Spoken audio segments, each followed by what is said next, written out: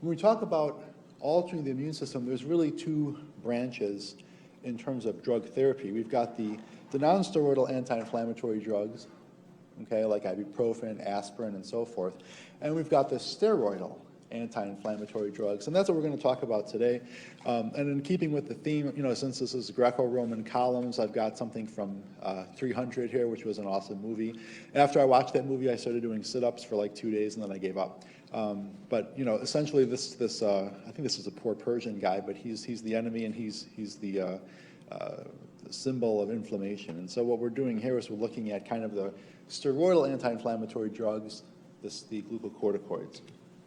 Okay, and so when we talk about steroids, we're talking about long-chain carbon molecules, okay, and there's really two types. There's androgens, okay, and those have 19 carbon molecules, and there's corticosteroids, which have 21.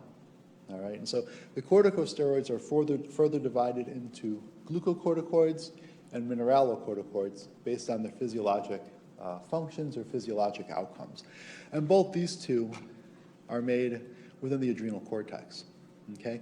And also remember that the backbone of androgens, of steroids, is cholesterol, right? And so that's kind of the building block, molecule that the body uses to actually make some of these molecules. And so remember, here's the first drug to kind of be aware of is aminoglutathione. And so this essentially inhibits the conversion of cholesterol to pregnenolone, which is kind of the first step. And it's actually the rate-limiting step in terms of glucocorticoid and mineralocorticoid synthesis.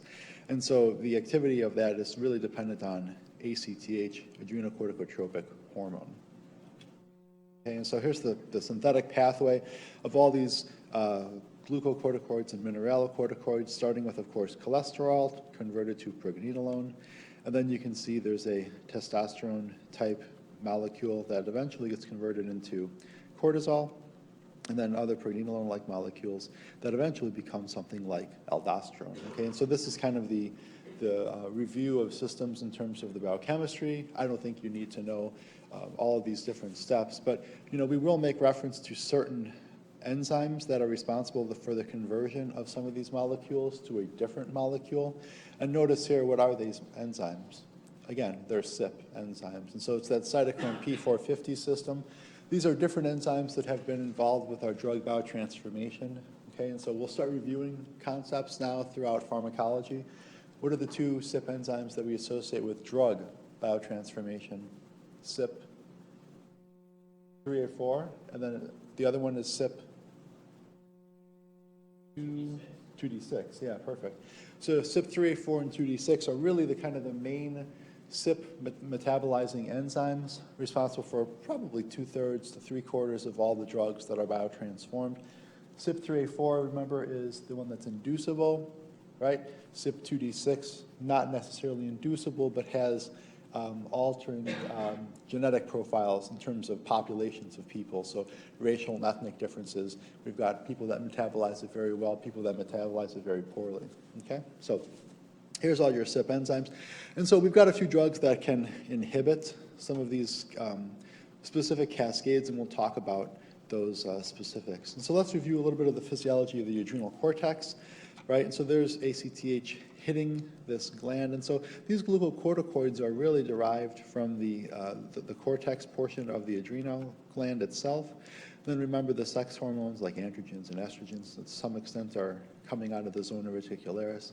And of course, remember we talked about the adrenal medulla and the process of catecholamine synthesis. And remember that's kind of the main organ where epinephrine is being released, right? And so it takes, there is some norepinephrine release, as the image suggests, but the bulk of the body's epinephrine is coming from the further one-step synthetic pathway of converting norepinephrine into epinephrine, and that occurs here as well. So, obviously the adrenal gland is really important in terms of, and of course the mineralocorticoids, aldosterone, is coming from the outer portion of the capsule. And so you've got a whole bunch of physiologically altering hormones that are coming out of this gland, and of course all of these things can be potential drug targets. So there's a feedback loop that exists, and I'm sure you're all familiar with this. This is just a review of biology. Here we've got the hypothalamus secreting corticotropin-releasing hormone or corticotropin-releasing factor, same thing, hitting the adenohypophysis, which is going to produce ACTH, and that's going to stimulate the adrenal cortex to produce cortisol. And of course, cortisol has a negative feedback loop, and ACTH coming from the adenohypophysis has a negative feedback loop going back to the hypothalamus. All right? And this basically just shows the same thing. So a little bit of background. Glucocorticoids reflect their carbohydrate regulating actions, and so they're going to regulate things like glucose. All right? The prototype compound in this category is cortisol or hydrocortisone. Okay, so now you can start putting the drug classes in baskets. What are the physiological effects? It's going to obviously alter metabolism. It's going to stimulate insulin release. It's going to stimulate lipogenesis. Okay, and it'll basically produce fat deposition. So what do you think the major side effect to glucocorticoids are? Increase in body mass, weight gain, and so forth. And so think about a patient population. What type of patients would be really benefited by having extra weight? Cancer patients, right? They don't want to eat, right? So one of the side effects to the glucocorticoid adjuvant therapy is actually weight gain and appetite stimulation for these patients, which actually isn't a bad thing. They also have a tendency to regulate inflammation, and so that's why we can use them in several disease states, right? So we can reduce the concentration and the distribution of leukocytes. Okay, we can reduce the activity of antigen-presenting cells, APCs, like macrophages. That symbol's the international symbol for macrophage, remember? And we can reduce phospholipase A2, which is one of those kind of pro-inflammatory enzymes that's coming off of arachidonic acid metabolism. This is in contrast to mineral allocorticoids, which essentially reflect their electrolyte regulating activity. And so the prototype here is aldosterone. And we learned about aldosterone and its effects in the renal component of this course, and we'll kind of revisit some of that in terms of what it does in the periphery. In terms of regulation, we talked about how it can regulate sodium of water, and we've talked about how ACTH regulates some of the secretion in the adrenal glands.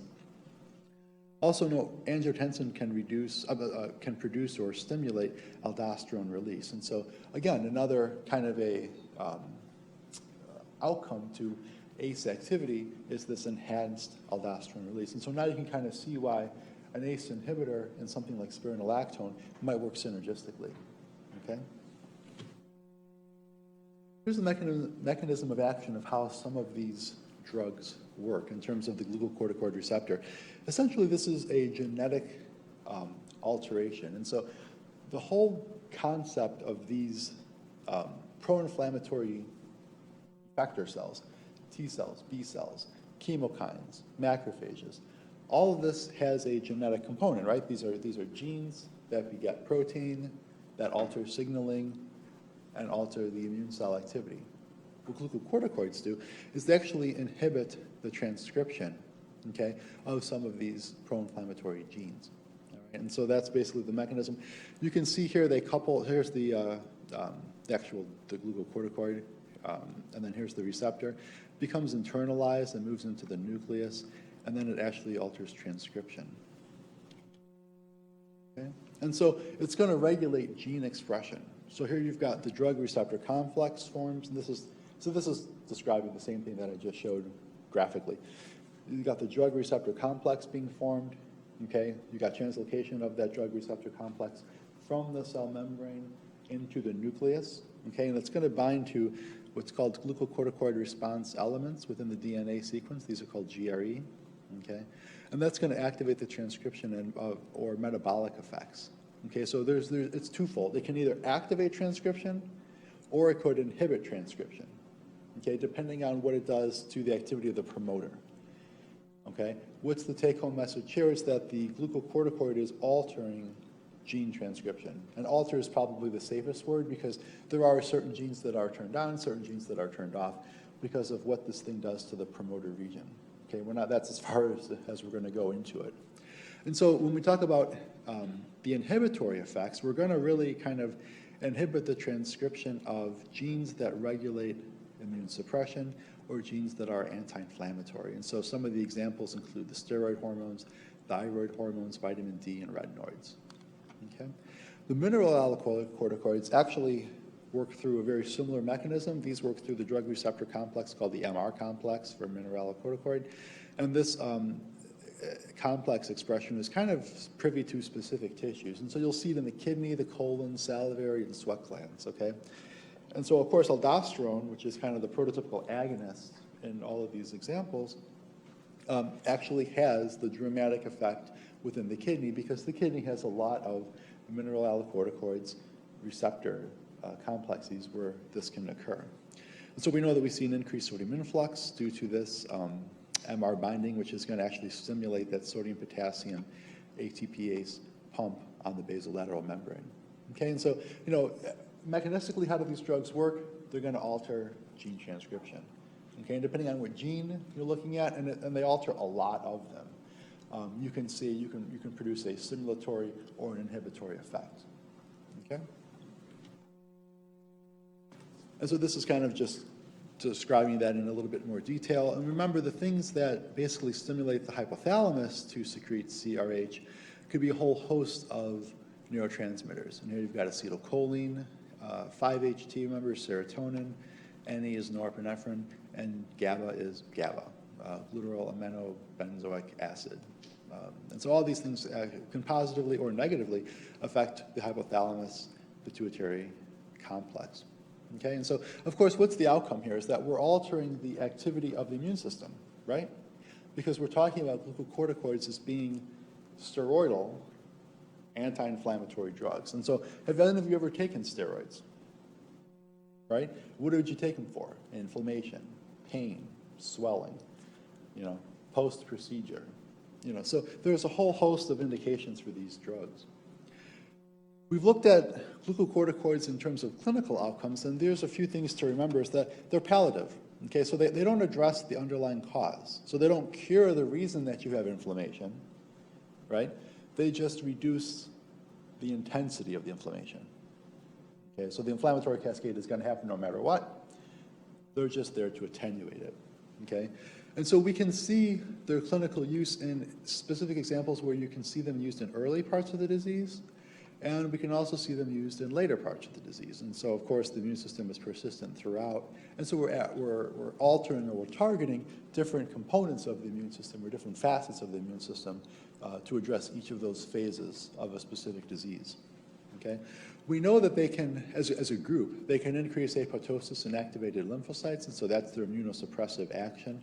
They inhibit chemokine or cytokine production, and so these chemokines and cytokines are the things that are put into the circulation that are basically driving leukocyte recruitment and migration from one anatomical compartment to another. There's some idea that they can also be used to be antiemetics, and so they can inhibit vomiting, but we're not really sure how. And we see them used almost exclusively for adjuvant therapy for during surgery, during chemotherapy. We can use them for analgesia. We can stimulate the appetite, especially in cancer patients. And we can alter gene expression of 10 to 20% of all genes. Okay? And so, you know, lots of different outcomes, lots of clinical uses for these drugs as a whole. You can also see them used in rheumatoid disorders that have a collagen component. Okay, allergic symptoms like angioedema, contact dermatitis, okay, non-fever producing inflammation, drug hypersensitivity reactions, acute episodes of asthma, which is why they put some of them in here, ulcerative colitis and so on, organ transplants, endocrine disorders, leukemias, lymphomas, and cancers. And so pretty much anything that's wrong with you, you could probably take a glucocorticoid and you'd probably be okay, right? So let's talk about some individual drugs. We'll start with glucocorticoids as a group. And remember, the prototype here is hydrocortisone. Okay? This lecture is not that bad because there's only a handful of drugs, and they all pretty much work the same. The only thing that's different is the indication and the relative potency. Okay? Hydrocortisone, we've all taken hydrocortisone, right? Poison ivy, a tick bite, a mosquito bite, eczema, psoriasis, whatever, right? We've all had hydrocortisone. It's over the counter. There's a picture of it. It's a topical cream. You can use it for itching, redness, swelling, and so forth. It's available OTC at 1%, and you can also write a prescription for it getting 2.5 or 3% hydrocortisone. In terms of people that have persistent arthritis, you can still see hydrocortisone being injected into the inflamed joint for acute relief of joint pain. And you can also see it prescribed orally for systemic administration for patients that have various types of adrenal insufficiencies. Okay? The asthmatic patients, and so the lung component, glucocorticoids as a group, particularly hydrocortisone, can actually reduce airway inflammation during periods where this asthma is exacerbated or made worse in an acute phase. And we'll talk about that in a couple hours. There's co-infections with viruses and bacteria, patients that are coughing for wheezing and seasonal allergies. This can also be helpful.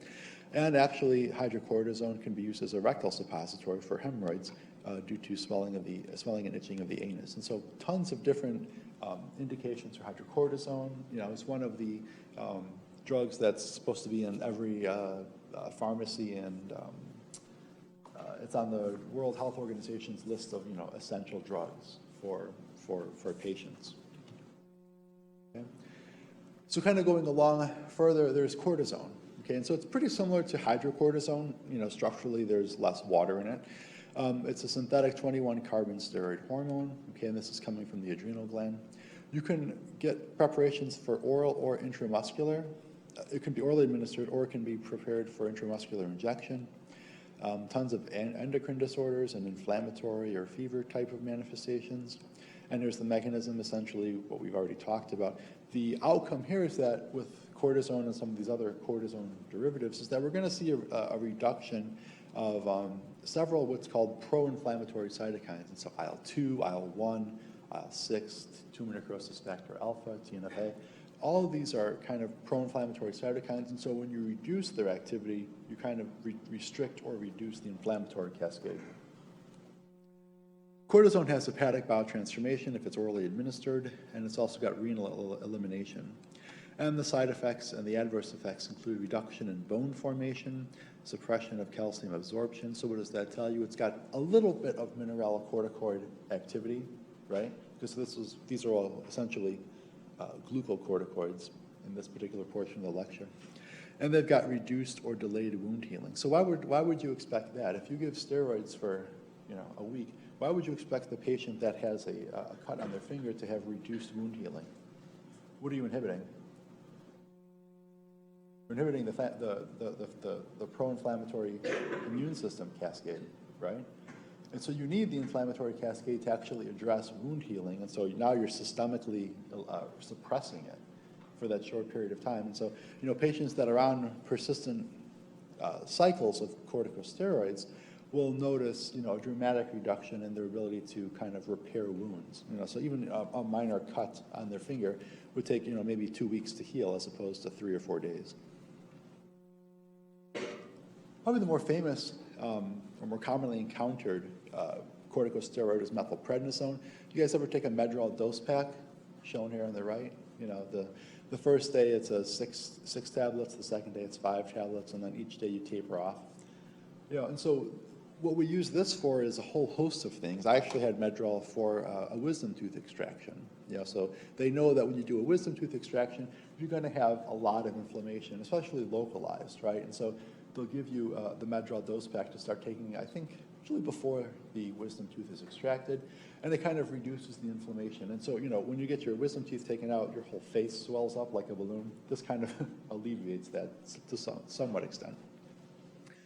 You can also see methylprednisone or Medrol dose packs in spinal inflammation, and so patients that have back pain or back injury, joint pain, arthritis, lupus is going to keep coming up for the next 4 hours. So Medrol dose pack can be used for any of those. Okay, you can also get it in a liquid preparation where you can actually inject it into the spine, and that's part of an epidural in some minor procedures in the hospital. It does have good oral absorption. It also has hepatic biotransformation with renal excretion. And so the duration of activity kind of depends on where you put it. If you put it in the mouth or in the back or in a joint, it's going to have a different duration of activity. If it's given IV, The duration of activity is about an hour. If it's intra-articular, so within a joint, it's going to be about a week. So obviously a huge discrepancy there. And specific dosing criteria is based on, one, the age of the patient, and then two, where this inflammation is. Okay? Prednisone and prednisolone are essentially the same drug. You'll find out why. They predominantly have glucocorticoid properties. And so what are they indicated for? Well, I'm not going to read all that, but you can pretty much any kind of, bless you, pretty much any disease you could possibly make up, you can use prednisone. And we've talked about using prednisone as an adjuvant in chemotherapy, and you can also see it, all the indications here. It's an anti-inflammatory agent. It has both oral and IV administration, depending on where you're at and what you're trying to use it for. Prednisone can inhibit leukocyte infiltration, and so if leukocyte infiltration into a wound is a good thing, right, in an acute wound healing phase, prednisone probably would hamper that. If leukocyte infiltration is a bad thing, prednisone would be a great drug for that. Where would you want to inhibit leukocyte infiltration? Right, that's a natural disease process, right? Where would you want to inhibit it, though, just theoretically? Brain? Okay, that's good. Where else would leukocytes be kind of problematic? Bone marrow? How about if an organ transplant? Do you want leukocytes in there? No. I don't know if we talked about tumor biology to an extent, but it's been shown that infiltrating leukocytes may or may not have a good clinical scenario or clinical outcome. Some patients that have a huge influx of immune cells into their tumor have really good responses, depending on the tumor type. And then some patients that have an influx of immune cells into their tumor have really, really bad responses, again, depending on the tumor type. We don't know that dichotomy yet, which is probably why it's not in the curriculum. But there are instances where you have an influx of immune cells. Yeah, it's a bad thing. You want to stop that. Okay. Think about it even more realistically. Think about a hip replacement, right? Do you want an immune reaction in a new hip replacement? No, you kind of want to suppress that a little bit too. So, there are instances where you'd want to momentarily reduce or restrict the flow of immune cells to an anatomic location. And that's actually kind of going to be the theme for today, is that maybe up until now you've been thinking about the immune system as your friend. Today we're going to view your immune system as kind of your enemy, okay, and how it's going to actually promote disease instead of actually cure it. What's the difference between these two? Prednisone is the prodrug, and prednisolone is the pharmacologically active version. So that's all the only difference there. You probably had triamcinolone at some point in your life. It's got a whole different host of indications, but it can be administered orally, topically, or via injection. Okay. Or the oral dose I forgot to put there, but that's fine. It doesn't matter because we don't really ask dosages anyway. Topical cream, we can actually get really nice delivery to the skin, more so than oral prednisone. Okay, so why would you want to use a topical glucocorticosteroid?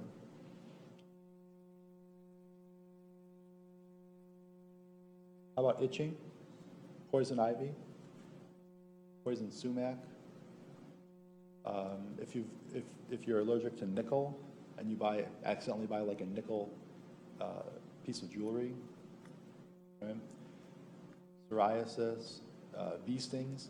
Even if you're not allergic, a bee sting is an inflammatory thing, right? So those are the types of things that you can see. It has been used as an epidural into the spine. It's also part of the inhalation therapy for asthmatic patients, but it's really useful for dermatology as well. And so you can also see combined with nystatin cream, right? So if the patient has a fungal infection, a topical fungal infection, the nystatin is going to actually address the fungal infection, right? What's the triamcinolone going to do? It's going to treat the itching, right?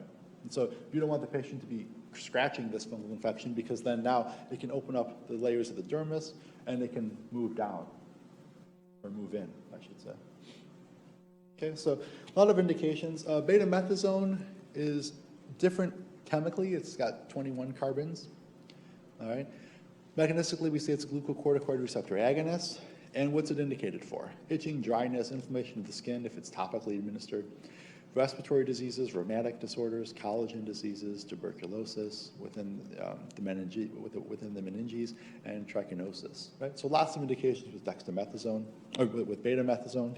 Also dexamethasone, its cousin, also 21 carbon, okay? Lots of indications listed here. Hepatic bowel transformation if it's given orally, high degree of protein binding. We can use dexamethasone in the diagnosis of Cushing's disease, which we'll talk about at the end of this lecture. And it's a more potent corticosteroid in terms of its anti-inflammatory properties. Okay? So what does that mean? So structurally, they all look alike chemically. All right? And so the anti-inflammatory properties are essentially synonymous with the glucocorticoid mechanism that we described earlier. The mineralocorticoid mechanism is essentially talking about the sodium-altering activity, specifically at the site of the nephron, right? So some of these drugs have a little bit of mixed activity. So hydrocortisone, for example, has an anti-inflammatory activity of about a 1, but a mineralocorticoid activity also about a 1, right? So it's essentially equal.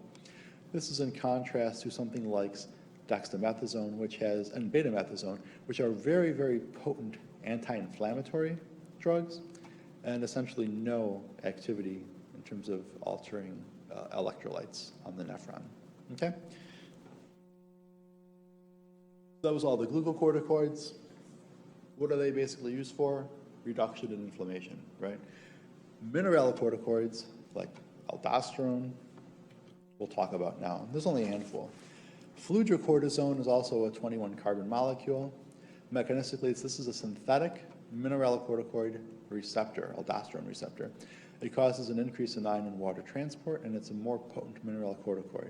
What happens here, you've got a raise in the extracellular fluid volume and blood pressure, and you got lower potassium levels. Okay, and so what kind of patients use it? Well, patients that actually have adrenal insufficiencies like Addison's disease, and they've got a salt-losing adrenal genital syndrome. That's a component of that.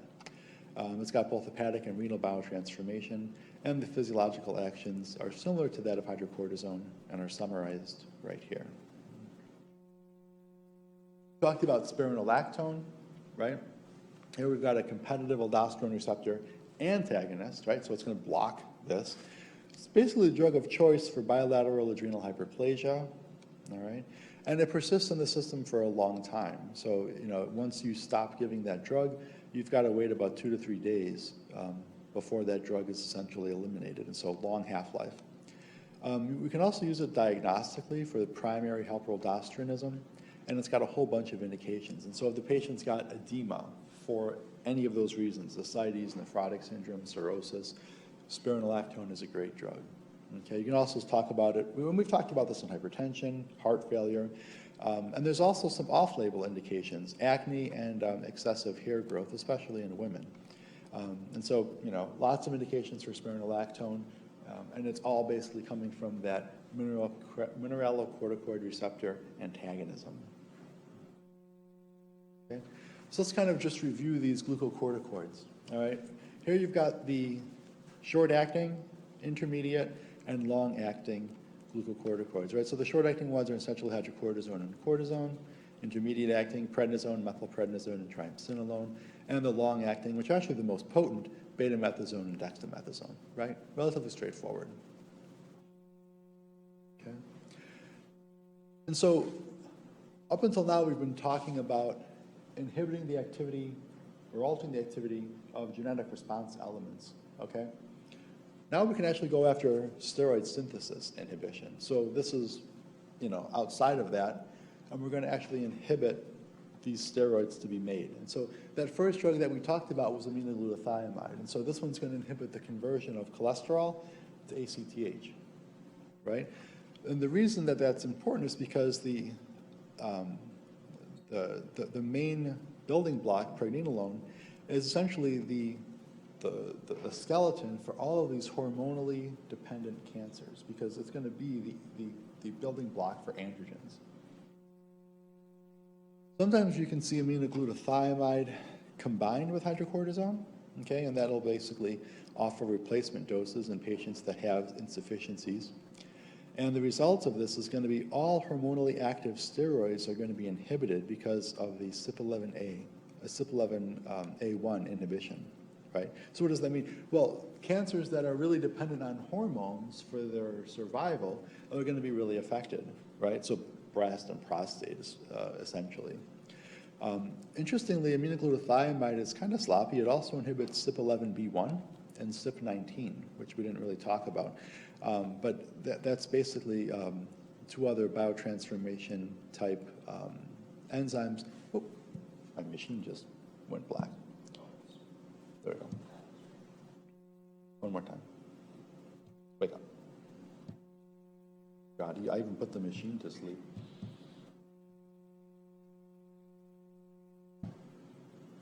There we go. And interestingly, we don't really know how, but aminoglutathione has some anticonvulsant properties too. It does have some abuse potential. And this is interesting. Bodybuilders have been doping with aminoglutathione because essentially what it's going to do is it's going to lower the circulating levels of cortisol, okay? And that's actually going to prevent or inhibit muscle loss. Okay, so when they do those, when the Olympic screeners start looking at the athletes, aminoglutathione use is part of that test that they give them to see if they've been quote unquote doping. And also drug abusers have, they're very good chemists. They've noticed that aminoglutathione has the ability to induce CYP2D6. Notice this is not CYP2D4, which we said was non-inducible. CYP2D6 is inducible, and it's really the one that converts codeine to morphine. And so you can see how that could be exploited if you were a drug-seeking addict, specifically for morphine. Metirapine, no, it's metirapine. Metirapine is how it's pronounced. Inhibits 11B hydroxylation.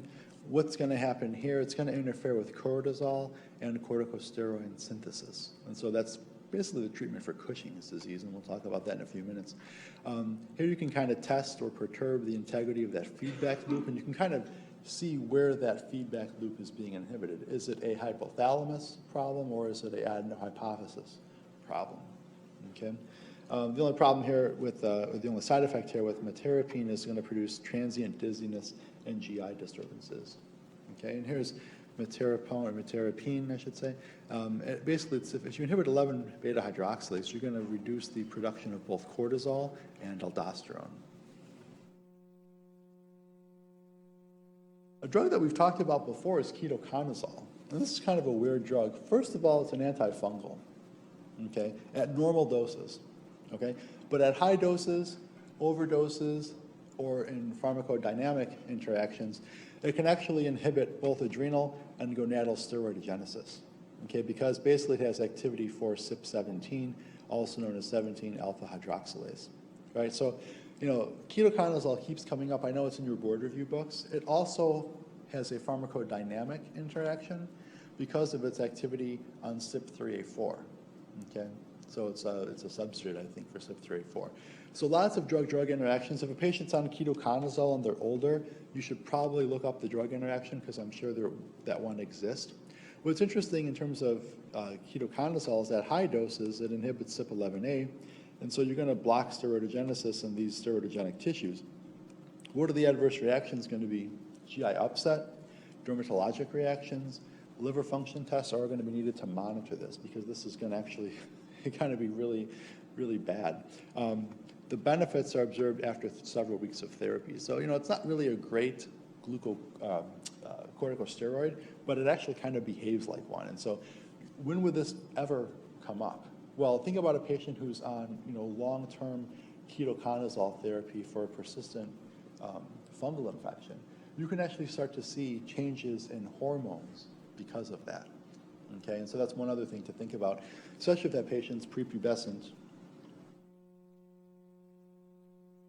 And so the long list of side effects and toxicities, and so this isn't for ketoconazole, this is for all of the drugs that we've been talking about.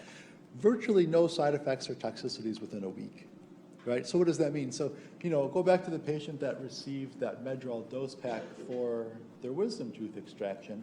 They're only on it for, I think, 6 days actually, right? So they're not really going to have some of these side effects that we're going to talk about further down. All right? What kind of patients are going to be on these types of drugs for long periods of time? Well, we kind of highlighted a few of them. Patients that are on persistent immunosuppression for maybe a transplant. So think of a lung transplant. You'll be on persistent immune suppression for a long time. Chemotherapy, they're already immune suppressed, but you're also combining the glucocorticoids to kind of reduce some of these inflammatory components. Okay. And then of course patients that have the adrenal insufficiencies like Cushing's and Addison's disease, right? These patients are going to be on long-term glucocorticosteroids. Okay. So, abrupt withdrawal after prolonged use is actually going to be associated with an adrenal insufficiency, and that can actually be fatal. Okay, and so we're also going to alter carbohydrate and protein metabolism. We're going to redistribute fat, and we see this actually in the context of Cushing's that we'll talk about. They have kind of a more fat on the back of their neck, and that produces something that looks or resembles like a buffalo hump. Okay. It's a common cause of drug-induced diabetes, muscle and joint stress with prolonged use. Why is that a problem? Well, if the patient was using it because of persistent joint pain, they can actually develop muscle and joint pain because of that. So you can't overuse these drugs. And of course, whatever discipline you go into, there's guidelines for how frequent you can give a steroid injection into an inflamed joint. You wouldn't do this every day, maybe every quarter, every 2 to 3 months, right? And there's more, so see the course notes for a complete list of side effects and toxicities. This is just a sprinkling of things that I just grabbed from the course notes. Okay, and so with steroid treatment, like all drugs, you're really looking at the risk-benefit ratio, right? And so, if the cortisol treatment is too low, and so this is kind of going back to the adrenal insufficiencies, which we're getting into right now. If cortisol is too low, these are the things that the patients will present with, okay? Hairiness, acne, greasy skin, irregular periods, reduced fertility, tiredness, fatigue. If cortisol treatment is too high, we're looking at increased appetite, weight gain, muscle weakness, thin skin, easily bruising, possibly high blood pressure, osteoporosis, and an exacerbation of diabetes, right? So all of these things sound extremely unpleasant. Right? So you want to make sure that the patients are kind of within that therapeutic range of not too much, but not too little. Okay? And so this basically summarizes the glucocorticoid effects in terms of their physiological effect and their pharmacologic effect. You can just kind of review on your own. All right, so let's go back a little bit. Cortisol, what is it? We said it's released from the adrenal cortex in response to ACTH. All right? The reason it does this is, well, a few reasons. One, we're going to ensure that there's adequate glucose coming to the brain, all right, which is required for gluconeogenesis and glycogen synthesis. And the enhancement is going to be muscle and lipid breakdown. So when you have a disease in terms of cortisol activity, okay, you're going to see changes in those things that we just described. And so Addison's disease is basically low cortisol levels, and Cushing's disease is the opposite. It's high cortisol levels. Okay. Let's go to Cushing's really quick. So Cushing's disease and Cushing's syndrome are essentially extensions of each other. Cushing's syndrome is defined as bilateral adrenal hyperplasia secondary to an ACTH secreting primary adenoma. What does that mean? Well, you've got adrenal hyperplasia and lots of ACTH being produced. And so, the adeno hypothesis is just spewing out, spewing out ACTH, okay? And of course, then the adrenal cortex feeds into that and makes more cortisol in response to that. And so here you have hypercorticism, okay? And that's basically the etiology. And so we need to treat Cushing's, basically because it can lead to diabetes, it can lead to cardiovascular events, it can also lead to electrolyte abnormalities. So what's the treatment? Well, if it's a tumor, right, and if it's secreting too much, what do? When in doubt, cut it out, right? So surgery, and then of course we'll have to do pharmacological adjuvant therapy as well. There are some patients who cannot receive the operation for a variety of reasons, their health and so forth. And there are some patients who are refractory. So even in spite of removing this tumor, it can maybe return, or they just don't respond well. And so they'll need some pharmacologic management for them. Okay, so how do we diagnose it? Well, we look at the dexamethasone suppression test. And so there's basically two ways you can do this. One is a low-dose test, which is described here. One is a higher dose test, which is described here. Probably the most famous person that I could find that we think may have had Cushing's disease was King Henry VIII, who was, kind of a nice guy. That was a joke. He wasn't a nice guy. This is in contrast to Addison's disease. And so here we've got a primary adrenal cortical insufficiency, which is autoimmune in nature. And so the outcome here is that essentially it's a non-functional adrenal cortex. Okay, and so what's the result of that? We're going to have loss of activity in terms of cortisol, aldosterone, as well as androgens. And so the characteristic here is got low cortisol, very little cortisol coming out, and high ACTH, because remember it's negative feedback. And so if you reduce this pool, right, the feedback brakes are removed, and so the adenohypophysis spits out tons of ACTH to try to stimulate the adrenal cortex, and nothing comes out. And so the pathology is right here within the adrenal cortex. All right. Here we see pituitary increases in ACTH that basically try to stimulate that, and it doesn't happen. And so the symptoms include weakness, fatigue, hypotension, hypoglycemia, sodium wasting, depression, apathy, psychosis, and then hyperpigmentation. Okay, so obviously not pleasant. Probably the most famous person that had Addison's disease, and it was kept quiet for a long time, was JFK. Okay, and he actually kind of had the prototypical moon face, and so that's basically just this half-round kind of puffy face, and they contributed that to, he looked very young when he was competing against Nixon, and so they think that his Addison's may have actually helped him. But if Addison's progresses and it's not treated, these are the types of patients that start to look like, they start to get very thin, they have kind of poor posture, they also have postural hypotension, hypoglycemic, their skin looks a little bronzed. And so I don't know if you remember the presidential debate between Nixon and JFK. Of course, it was in black and white, so you couldn't tell, but people that were there saw that Nixon looked comparatively pale, and JFK looked much more tan, even though he hadn't been out in the sun. It was probably due to his little bit of hyperpigmentation of his skin. So, pretty interesting story.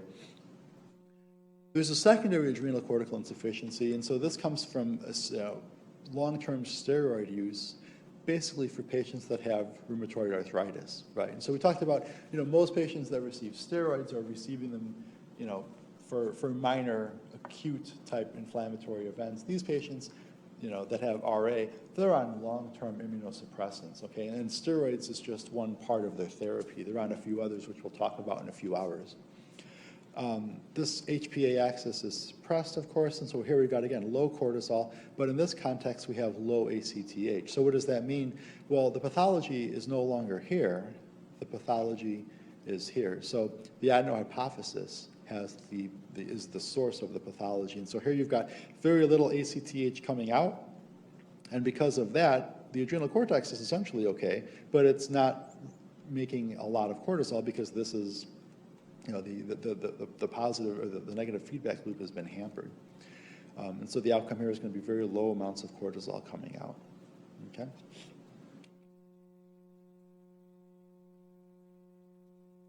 And so we can also use steroids in diagnostic medicine as well. And so I think it just gives it good credence to probably talk about the dexamethasone suppression test. And so essentially what you're looking at is you're using a potent glucocorticoid like dexamethasone to basically suppress this activity. And so this is how the test works. And what's the outcome here is that, well, you can actually challenge this system and look at the feedback, within a specific time frame, and you can determine whether or not the patient has Cushing's. And so if this plasma cortisol measurement at 8 a.m. is well over 10 milligrams per deciliter, you can say that borderline Cushing's patients are going to remain pretty high, right? Most people will be able to suppress this challenge, and these cortisol levels should fall within that time frame. Okay, so that's basically how this test works. There's another version of this test as well, which you can read about, but I just thought I'd put it in because it's one of the few times you use a drug to diagnose a disease, and I think that that's kind of cool. But this unit is about lung physiology, right? And so let's go to steroids and their use in pulmonary conditions. Steroids are great in terms of asthma and COPD. Okay, and so we know that severe asthma attacks are going to require hospitalization, but some of these oral agents, some of these oral steroid agents have been replaced by inhaled corticosteroids, which we'll talk about in the asthma chapter, in the asthma lecture in a couple hours. And so all of these drugs, which are steroids, of course, actually have really good use in asthma. Okay, and so what does that tell you? How are they delivered? Systemically or via inhalant? Inhalant, yeah, which is why they're not in this lecture. Okay, so how many ways now can we deliver steroids? We can do oral, we can intra-articular, like into a joint, IV, and now in an inhaler format. Okay, and so these are the ones that you'll see in an inhaler formulation. And of course, you know, we can talk about anabolic steroids. These are obviously different, and it's been shown to have a clear benefit in patients in terms of building muscle mass. Obviously, the Olympic teams, some of them were accused of doping their members with some of these steroids to improve performance, say that 10 times fast. And of course, androgens, i.e. testosterone, made in the testes, basically gets converted to estrogen or DHT. And so the clinical use here, you know, aside from the fact that, you know, some of these athletes just want to be stronger, faster, bigger than their competitors, they actually do have some clinical use. We can see them used in cancer patients and HIV patients for growth and appetite suppression, stimulation. We can treat wasting syndromes that are associated with those patients as well.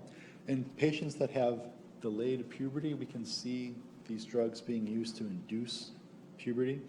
And of course, there are some men who have low levels of testosterone or low libido because of that, and so we can replace their levels and kind of bring them up to normal levels so that they don't experience some of those side effects. Side effects include aggression. So what does testosterone do, right? It makes you aggressive, it makes you hungry.